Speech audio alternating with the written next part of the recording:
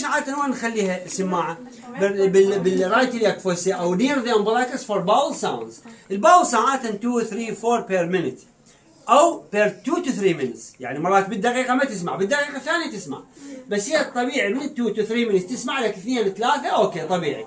سمعت لك واحد او ماكو هاي سلجش اور ابسنت. سمعت اكزاجريتد دقيقه واحده سمعت لك 10، هاي معناتها اكزاجريتد او هايبر بارستاتيك.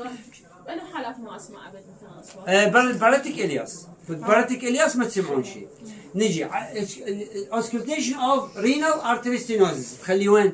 تخليه هنا، يسموه رينال ارتري ستينوزيس بروي هنا. بعد وين تستعملها السماعه؟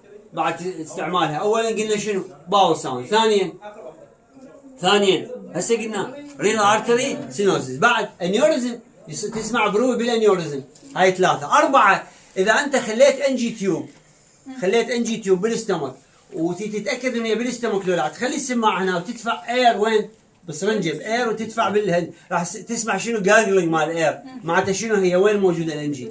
موجوده بالاستمك. عارفين بالبايلوريك ستينوزيس جاسريك اوتلت اوبستراكشن شو يصير عندنا؟ يصير عندنا ديستندد ستمك ويبقى فلويد بيها، يعني ريزيدوال فود فلويد كذا. هذا شو يسوي؟ يسموه سكشن سبلاش. السكشن سبلاش شنو هي؟ خلي السماعه وسوي شيكينج للمريض، راح تسمع شنو؟ الحركه مال شنو؟ مال الفلويد. فمعناتها شنو؟ هاي يسموه سكشن سبلاش بوزيتيف. هاي استعمالات الستيثوسكوب وين؟ بالابدومن. فمن اسئله كان هذا السؤال كل ماكو بدقيقه تقول لي اياها ذني، مو ظل صافون تتذكر. زين نجي